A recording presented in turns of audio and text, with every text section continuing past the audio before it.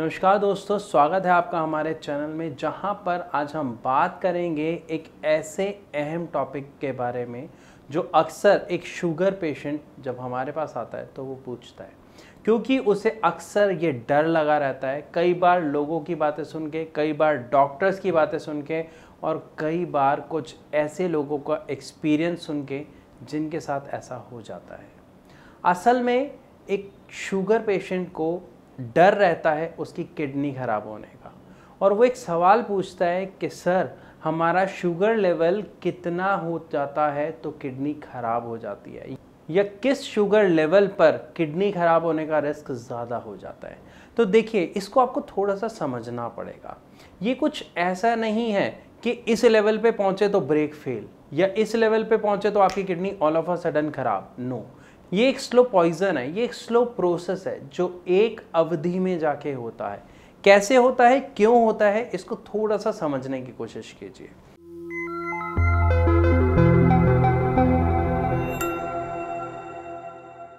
जब किसी व्यक्ति को शुगर की समस्या होती है तो शुगर हमारे शरीर में नुकसान कर रही है, ये हम सबको पता है। मानना ना मानना उससे कोई फर्क नहीं पड़ता, लेकिन नुकसान हो रहा है। तो हमारा पहला कर्तव्य क्या होता है कि हम शुगर को कंट्रोल करें। लेकिन जब कुछ लोग ऐसा सोचते हैं कि शुगर बढ़ी हुई है लेकिन मेरे शरीर में कोई समस्या नहीं आ रही है, मुझे कोई दिक्कत नहीं हो रही है, तो वो लापरवाह हो जाते हैं अपनी शुगर को लेके, जिसके कारण किडनी फेलियर जैसी गंभीर समस्या का सामना करना पड़ता है लगभग 10 में से 6 लोगों को। ऐसा होता कब है, इसको जानते हैं। जब आपका शुगर लेवल बढ़ा रहता है और वो लगातार 4 साल, 5 साल, 6 साल तक बढ़ा रहता है, तो ये लगातार आपकी किडनी के ऊपर इफ़ेक्ट डाल रहा होता है, जिसकी वजह से किडनी फेलियर का सामना करना पड़ता है। अब अगर आप पूछते हैं कि सर ये किडनी फेलियर कब होती है, तो इसका कोई सीमित समय या तय अवधि नहीं है। लेकिन हाँ, लगातार अगर शुगर लेवल बढ़े हुए हैं तो किसी की हो सकता है 4 साल में, किसी को हो सकता है 6 साल में, या हो सकता है 2 साल में भी किडनी की समस्या का सामना करना पड़ सकता है। ये patient to patient, body to body vary करता है। इसकी कोई समय सीमा निर्धारित नहीं है। इसीलिए एक डायबिटिक पेशेंट को स्पेशली कहा जाता है कि आप अपना शुगर लेवल कंट्रोल करें, मेंटेन करें, एक्सरसाइज करें और सही डाइट लें, क्योंकि एक सही डाइट, एक सही एक्सरसाइज का चार्ट और रेगुलर रूटीन प्लस एक सही मेडिसिन ही आपके शुगर को कंट्रोल कर सकती है और आपको किडनी फेलियर जैसी गंभीर समस्या से बचा सकती है। अब बहुत सारे पेशेंट का एक सवाल होता है कि सर, हम दवा ले रहे हैं, आज से नहीं, जब से मुझे पता चला है तब से मैं शुगर की दवाई कॉन्टिन्यूसली ले रहा हूँ। शुरुआत में जब मैं दवा लेता हूँ तो मुझे बहुत अच्छा रिजल्ट मिलता है, लेकिन 4, 5 या 6 महीने बाद उस दवा का असर कम होने लग जाता है। मैं फिर डॉक्टर के पास जाता हूँ, दवा लिखवाता हूँ, फिर वो दवा लिखते हैं, और इस तरीके से जो कारवां है वो चलता जा रहा है, लेकिन शुगर कम होने का नाम नहीं ले रही।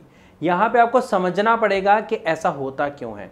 शुगर की जो आप दवा ले रहे हैं वो असर बंद नहीं कर रही, आपका शरीर उस चीज़ के आदी हो जाता है और इसलिए उसका असर कम होना शुरू हो जाता है।